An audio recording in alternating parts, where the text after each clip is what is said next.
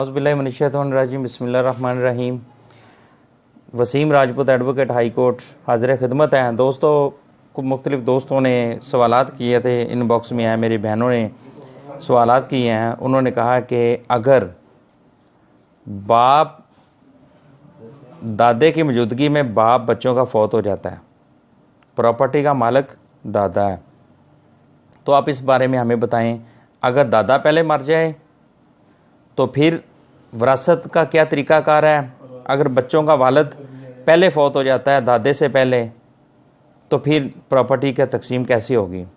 दोस्तों, मैं सबसे पहले आपको मुस्लिम फैमिली लॉ ऑर्डिनेंस 1961 में क्लियर बताया गया कि कानून विरासत में जब भी वालिद बच्चों का जो वालिद है, अगर वो दादा से पहले फौत हो जाता है, दादे से पहले फौत हो जाता है, तो उस वक़्त वो प्रॉपर्टी जो होगी वो दादे के नाम ही रहेगी। जब दादा फौत हो जाएगा तो फिर वो बच्चों को मिल जाएगी, तो बच्चे ऑटोमेटिकली कानूनी तौर पे उसके वारिस बन जाएंगे, इस्लामी तौर पे भी बन जाएंगे, हमारे कानूनी तौर पे भी बन जाएंगे।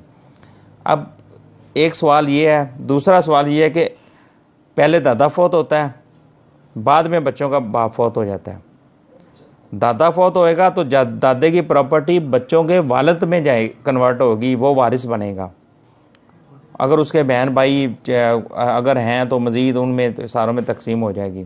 अब बच्चों के जो वालिद के नाम जो अब फिर जब उनके वालिद की डेथ हो जाती है तो फिर वो बच्चों में वही विरासत ऑटोमेटिकली उनमें कन्वर्ट हो जाएगी, वो लीगल वारिस बन जाएंगे।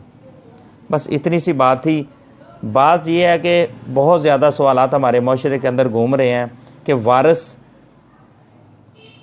बाद में मरता है, उसका बेटा पहले मर जाता है, तो उस जायदाद से उसकी छुट्टी हो जाती है।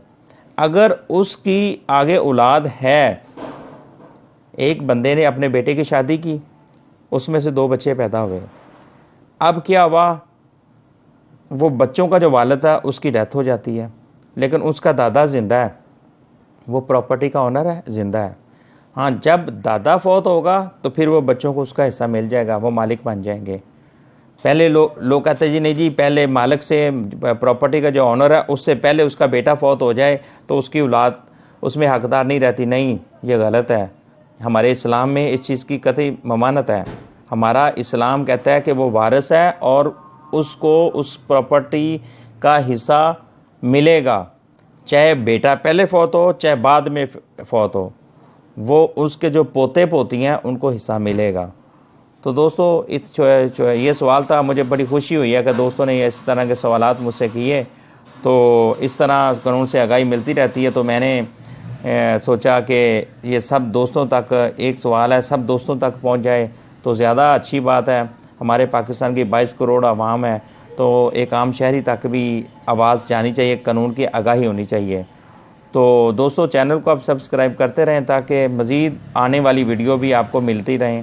और वहाँ पे 1 घंटी का भी निशान है, उसको भी साथ क्लिक कर दीजिएगा, ताकि उसका फ़ायदा ये होता है कि जो जितनी भी नई आने वाली वीडियो होगी है वो ऑटोमेटिकली आपके इनबॉक्स में आ जाया करेगी। तो दोस्तों, मैं इजाज़त चाहता हूँ। अस्सलाम वालेकुम।